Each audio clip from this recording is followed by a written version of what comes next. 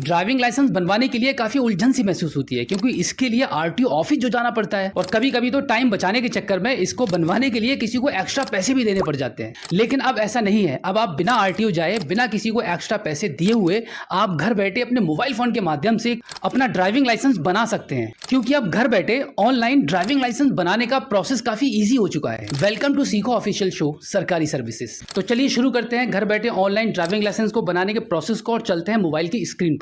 तो इसके लिए सबसे पहले आना होगा आपके मोबाइल फोन के गूगल पर, आप टाइप करेंगे ड्राइविंग लाइसेंस ऑनलाइन अप्लाई, उसके बाद एंटर कर देंगे।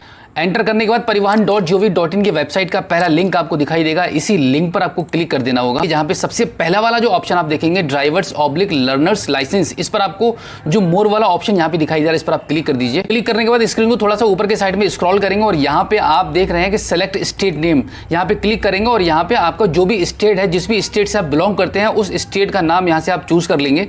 उसके बाद अप्लाई करने के लिए आपका नया पेज खुल के सामने आ जाएगा, इसको यहां से क्रॉस कर दीजिए। तो फिर आप अप्लाई फॉर लर्नर लाइसेंस वाले ऑप्शन पर आप क्लिक कर दीजिए। अब यहाँ पर इस पेज पर आप देखेंगे ऑनलाइन ड्राइविंग लाइसेंस को अप्लाई करने के लिए कुछ इंस्ट्रक्शन आपको दिखाई दे रहे हैं, जैसे कि आपको सबसे पहले आपका पूरा एप्लीकेशन फॉर्म फिल करना है, उसके बाद आपके डॉक्यूमेंट्स अपलोड होंगे एंड देन आपको फोटो और सिग्नेचर आपको अपलोड करना है। लेकिन इसी के साथ में आपको यह भी बताया गया है कि अगर आप आधार ई-केवाईसी के थ्रू अपना फॉर्म को ऑनलाइन आवेदन करते हैं तो यहाँ पर सिर्फ आपके सिग्नेचर अपलोड होंगे और कुछ नहीं। तो चलिए हम आगे बढ़ते हैं और यहाँ पे नीचे जो ऑप्शन आप देख रहे हैं कंटिन्यू का, इस पर हम क्लिक कर देते हैं। क्लिक करने के बाद यहाँ पर देखिए आपको कुछ ऑप्शन चूज करने के लिए मिलते हैं, जनरल है और भी कुछ नीचे ऑप्शन आपको दिखाई दे रहे हैं, बट आपको हमेशा जनरल वाले ऑप्शन को ही टिक करना है। ये पहले वाले ऑप्शन पे जो टिक है वहीं पे टिक रहने दीजिए, सबमिट कर दीजिए। सबमिट वाया आधार ऑथेंटिकेशन वाले ऑप्शन पर हम क्लिक कर देंगे और उसके बाद हम इसको सबमिट कर देते हैं। इसको हम पहले ओके कर देते हैं। तो यहाँ पे हम आधार वाले ऑप्शन को चूज कर लेते हैं। दो ऑप्शन मिलते हैं आपको बेसिकली, पहला आपको मिलता है आधार, फिर दूसरा मिलता है वर्चुअल आईडी। दोनों के माध्यम से आपका काम हो जाएगा, लेकिन अमूमन लोगों के पास आधार नंबर होता है, तो हम यहाँ पे आधार को चूज कर लेते हैं। आधार चूज करने के बाद यहाँ पे आप नीचे देखेंगे आपको आपका आधार का नंबर यहाँ पे एंटर करना होगा, तो यहाँ पे हम आधार का नंबर एंटर कर देते हैं। आधार नंबर एंटर करने के बाद जनरेट ओटीपी जो लिखा हुआ है, इस पर आप क्लिक कर दीजिए। इस पर क्लिक करने के बाद आप देखेंगे आपके आधार कार्ड में जो नंबर रजिस्टर्ड है उसके लास्ट के 4 अंक यहाँ पर आपको दिखाई दे रहे हैं। इस नंबर पर आपका ओटीपी चला गया है, वो ओटीपी आप यहाँ पे एंटर करेंगे। ओटीपी हमने एंटर कर दिया है। उसके बाद आप यहाँ देखेंगे टर्म्स एंड कंडीशन आपको एक्सेप्ट करनी है, यहाँ पे टिक कर दीजिए और नीचे भी आप टिक कर दीजिए और यहाँ पर भी आप टिक कर दीजिए। अब फाइनली आपको क्या करना होगा, यहाँ पे ऑथेंटिकेशन जो लिखा हुआ है यहाँ पे आप क्लिक कर दीजिए। उसके बाद आप देखेंगे आपके आधार कार्ड में जो डिटेल्स हैं, आपकी जो पर्सनल इन्फॉर्मेशन है वो यहाँ पे आ चुकी है। तो यहाँ पर आप ऊपर की साइड में स्क्रॉल करेंगे और इसको सिंपली आपको भरना नहीं है, ये ऑलरेडी भर चुका है फॉर्म। आप यहाँ पे इसको प्रोसीड कर दीजिए। प्रोसीड करने के बाद आप इसको ओके कर दीजिए। ओके करने के बाद आप देखेंगे यहाँ पे आपकी जो डिटेल्स आ रही है वो कंटिन्यू यहाँ पे आपके आधार कार्ड के थ्रू भरी जा चुकी हैं ऑलरेडी। अब यहाँ पे आपको कुछ भी नहीं करना है, बस आप देख लीजिएगा। अब यहाँ पे देखेंगे आप कुछ चीजें आपको यहाँ पे फिल करनी होती हैं, जैसे कि आपका प्लेस ऑफ बर्थ आपको यहाँ पे भरना होगा। प्लेस ऑफ बर्थ फिल करने के बाद अब यहाँ पे कंट्री ऑलरेडी सिलेक्ट है। अब यहाँ पर क्वालिफिकेशन आपको आपके सिलेक्ट करनी पड़ेगी कि जो भी क्वालिफिकेशन है आपकी, वो यहाँ पे आप अपनी क्वालिफिकेशन को सिलेक्ट कर लीजिए। क्वालिफिकेशन सिलेक्ट होने के बाद आप यहाँ देखेंगे ब्लड ग्रुप यहाँ पे लिखा हुआ है। अगर आपको आपके ब्लड ग्रुप के बारे में पता है तो यहाँ पे आप इसको क्लिक करके आप अपना यहाँ पे ब्लड ग्रुप के बारे में मेंशन कर सकते हैं, अदरवाइज आप यहाँ पे अननोन छोड़ सकते हैं। उसके बाद यहाँ पे आप देखेंगे आपके आधार कार्ड में जो मोबाइल नंबर रजिस्टर्ड है वो नंबर यहाँ पे आपको फिल करना होगा। मोबाइल नंबर फिल करने के बाद यहाँ पे आप चाहें तो एक कोई अपना अल्टरनेटिव मोबाइल नंबर भी दे सकते हैं। इसी के साथ में यहाँ पे आइडेंटिफिकेशन मार्क भी आपको लिखना होता है, जैसे कि बॉडी में आपके कोई भी निशान है जिससे कि आपकी पहचान हो सकती हो, वो यहाँ पे आप चाहें तो फिल कर सकते हैं, अदरवाइज आप इसको खाली छोड़ दीजिए। उसके बाद आपका जो स्टेट है, आपका डिस्ट्रिक्ट है, वो यहाँ पे ऑलरेडी आपके आधार कार्ड के डेटा के हिसाब से भरा हुआ होगा, बट यहाँ पे अब आपको आपकी तहसील चूज करनी है। हम तहसील यहाँ पे चूज कर लेते हैं। अब यहाँ पे हम देखेंगे नीचे की साइड में आपको आपका गांव या टाउन जो भी है आपका, आपके तहसील के अकॉर्डिंग यहाँ पे आपको चूज करना होगा। गांव सेलेक्ट करने के बाद आप देखेंगे यहाँ पे आपका जो कंप्लीट एड्रेस है वो ऑलरेडी भरा हुआ है पिन कोड के साथ में।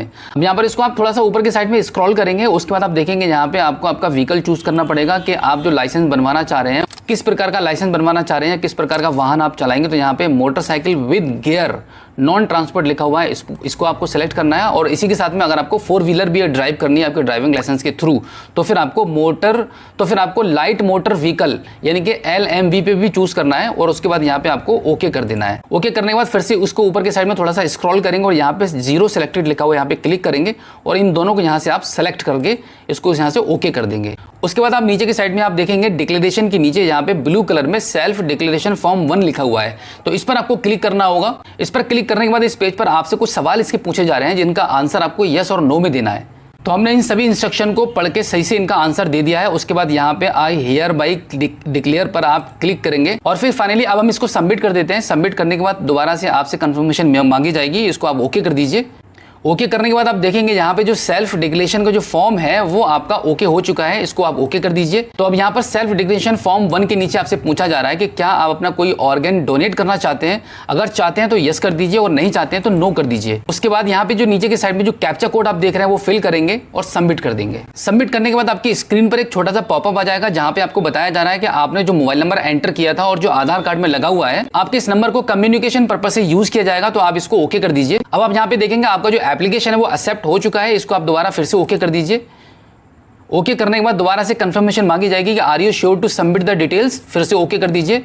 फाइनली ओके करने के बाद आप देखेंगे आपके मोबाइल की स्क्रीन पर दोबारा से ये पॉपअप आ चुका है जहां पे लिखा हुआ है congratulations your application has been submitted successfully. आप इसको दोबारा से ओके कर दीजिए। ओके करने के बाद यहां पर आपको एप्लीकेशन रेफरेंस स्लिप दिखाई देगी, इसको थोड़ा सा ऊपर की साइड में स्क्रॉल करेंगे। अब यहां पे आपका एड्रेस दिखाई दे रहा है और यहां पे आपका आरटीओ लोकेशन आपको दिखाई दे रहा है। अब आप इसको नेक्स्ट कर दीजिए। नेक्स्ट करने के बाद आप देखेंगे यहाँ पे आपका एप्लीकेशन नंबर आ रहा है और आपकी डेट ऑफ बर्थ आ रही है। उसके नीचे आप देखेंगे यहाँ पे आपका कैप्चा कोड आपको दिखाई देगा, कैप्चा कोड यहाँ पे फिल करेंगे और उसके बाद सबमिट कर देंगे। अब यहाँ पर आप देखेंगे आपके इस एप्लीकेशन को कंप्लीट करने के कुछ स्टेप अभी बाकी रह गए हैं। यहाँ पर आपका फोटो और सिग्नेचर आपका अपलोड होना है। तो फोटो और सिग्नेचर को अपलोड करने के लिए आप यहाँ पे क्या करेंगे, प्रोसीड कर देंगे। आप थोड़ा सा ऊपर के साइड में स्क्रॉल कर लेंगे तो देखेंगे यहाँ पे आपका जो फोटो वाला सेक्शन है वो ब्लॉक है, यानी कि फोटो अपलोड आपको नहीं करने देगा क्योंकि जरूरत ही नहीं है, आधार कार्ड वाला फोटो आपका आ चुका है। अब यहाँ पे आपको सिर्फ सिग्नेचर ही अपलोड करना है, तो यहाँ पे आप ब्राउज वाले ऑप्शन पर क्लिक करेंगे। उसके बाद यहाँ से हम अपना सिग्नेचर चूज कर लेते हैं। सिग्नेचर चूज करने के बाद अपलोड एंड व्यूज फाइल पर हम क्लिक करेंगे। अब यहाँ पर हम save photo and signature image file पर हम क्लिक कर देंगे। थोड़ा सा ऊपर की साइड पे स्क्रॉल करेंगे। अब यहाँ पे हम फाइनली इसको नेक्स्ट कर देते हैं। अब यहाँ पे आप देखेंगे आपका सिर्फ एक ही ऑप्शन बाकी है, आपको सिर्फ पेमेंट करनी है। तो पेमेंट के लिए आप यहाँ पे इसको प्रोसीड कर दीजिए। अब यहाँ पर आपकी पेमेंट डिडक्ट होने वाली है, तो आप पेमेंट के पेज पर आ चुके हैं। इसको आप थोड़ा सा ऊपर की साइड में स्क्रॉल कर दीजिए। अब यहाँ पे आप स्क्रीन पर देखेंगे यहाँ पे आपकी 350 रुपए की पेमेंट आपकी डिडक्ट होने वाली है। अब इसके नीचे आप देखेंगे यहाँ पे आपको पेमेंट गेटवे के ऑप्शन को चूज करना होगा। यहाँ पे आप क्लिक कर दीजिए। क्लिक करने के बाद आप देखेंगे स्टेट बैंक ऑफ इंडिया का नाम यहाँ पे लिखा हुआ आ जाएगा, इसको आप चूज कर लीजिए। इसको चूज करने के बाद ये जो कैप्चा कोड आप यहाँ पे देख रहे हैं वो यहाँ पे आपको नीचे फिल करना होगा। तो यहाँ पे आप इसको डायरेक्टली पे नाउ पर आप क्लिक कर दीजिए। पे नाउ पर क्लिक करने के बाद आप देखेंगे यहाँ पे आपको आई एग्री वाला ऑप्शन मिलेगा, इस पे आप टिक करेंगे। उसके बाद आप प्रोसीड कर दीजिए। प्रोसीड करने के बाद स्टेट बैंक ऑफ इंडिया का पेमेंट गेटवे का पेज ओपन हो जाएगा। यहाँ पर आपके पास मल्टीपल ऑप्शंस मिलते हैं पेमेंट करने के लिए। आप नेट बैंकिंग के थ्रू पेमेंट करना चाह रहे हैं या फिर कोई किसी अदर बैंक की आपके पास नेट बैंकिंग है उसके थ्रू आप पेमेंट करेंगे, या फिर आप डेबिट कार्ड के थ्रू कर रहे हैं, या फिर आप अदर बैंक के डेबिट कार्ड के थ्रू कर पाएंगे। यहाँ पे स्टेट बैंक ऑफ इंडिया के पेमेंट गेटवे को देखकर आप ये नहीं समझना कि यहाँ पर आपको सिर्फ स्टेट बैंक ऑफ इंडिया की सर्विस ही काम करेगी। अदर बैंक की फैसिलिटी अगर आपके पास है जैसे net banking, credit card, debit card, तब भी आप पेमेंट कर पाएंगे। ज्यादातर लोगों के पास डेबिट कार्ड होता है यानी कि एटीएम कार्ड अवेलेबल रहता है, तो यहाँ पर हम अदर बैंक के एटीएम कार्ड को चूज करके यहाँ पे हम पेमेंट करने वाले हैं। तो यहाँ पे हम क्लिक कर देते हैं। उसके बाद आप देखेंगे आपका यहाँ पे 350 रुपए का पेमेंट का रिमाइंडर आ रहा है जो कि आपका डिडक्ट होने वाला है, इसको आप कंफर्म कर दीजिए। अब यहाँ पर इस पेज पर आप देखेंगे आपको पेमेंट करने के लिए आपके जो एटीएम कार्ड है आपके पास उसकी डिटेल्स यहाँ पे फिल करनी है और उसके बाद पे कर देना है। अब यहाँ पे आप देखेंगे आपकी जो पेमेंट है वो सक्सेसफुली डन हो चुकी है, आपके अकाउंट से 350 रुपए डिडक्ट हो चुके हैं। अब यहाँ पे आप देखेंगे आपकी जो पेमेंट है वो सक्सेसफुली डन हो चुकी है और यहाँ पर आप इस पेमेंट की स्लिप को आप सेव कर लीजिए। उसके बाद दोबारा से आप होम पेज पर आ जाएंगे। आपकी पेमेंट सक्सेसफुली डन हो चुकी है। अब आपका लास्ट फाइनल काम रह गया है आपका टेस्ट क्वालिफाई करने का। टेस्ट के लिए आप कैसे अप्लाई करेंगे उसके लिए आप देख लीजिए एक बार इसका प्रोसेस, बहुत ही आसान सा प्रोसेस है।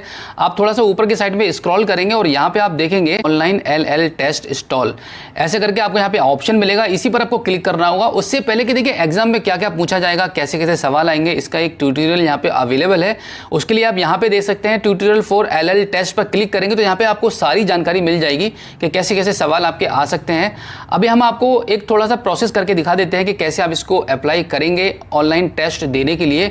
अब यहाँ पे क्लिक कर दीजिए। क्लिक करने के बाद आपका जो एप्लीकेशन नंबर है जो आपके मोबाइल नंबर पर आ चुका होगा वो नंबर यहाँ पर आप डालेंगे और यहाँ पे आप कैप्चा कोड फिल करेंगे और उसके बाद इसको सबमिट कर देंगे। उसके बाद आप स्क्रीन पर देख पा रहे हैं कि यहाँ पे लॉगिन करने के लिए यहाँ पे आपको आपकी डेट ऑफ बर्थ एंटर करनी होगी और उसके नीचे आपको पासवर्ड भरना होगा जो कि आपके रजिस्टर्ड मोबाइल नंबर पर भेजा जा चुका है। अगर नहीं मिल पाया तो यहाँ पे दोबारा से आप रीसेट भी कर सकते हैं। अब यहाँ पर ऊपर की साइड में थोड़ा सा स्क्रॉल करेंगे तो यहाँ पे आपको देखने को मिलता है कि आपके इस टेस्ट को क्वालिफाई करने के 3 अटेम्प्ट आपको मिलते हैं और इसके नीचे आप देखेंगे ये जो मोबाइल का कैमरा ओपन हो चुका है। यहाँ पर इस कैमरे में आपको सीधा सीधा देखा जाएगा कि आप कैसे कैसे टेस्ट को कर रहे हैं, कि क्या आपके आगे पीछे कोई है, आपकी सपोर्ट तो नहीं कर रहा है। तो बिल्कुल इसी प्रोसेस के थ्रू घर बैठे आप अपने ड्राइविंग लाइसेंस के लिए ऑनलाइन टेस्ट को दे पाएंगे। इस छोटे से ऑनलाइन टेस्ट को कंप्लीट करने के बाद आपका लर्निंग ड्राइविंग लाइसेंस बन जाता है। तो ये था घर बैठे आपके मोबाइल फोन के माध्यम से ऑनलाइन आपके ड्राइविंग लाइसेंस को बनवाने का complete process. So I hope आप अच्छे से समझ गए होंगे कि घर बैठे आपके ड्राइविंग लाइसेंस को आप कैसे बनवा सकते हैं। अगर फिर भी आपके मन में कोई सवाल है तो इस एपिसोड के एंड में आप हमें फीडबैक के थ्रू बता सकते हैं।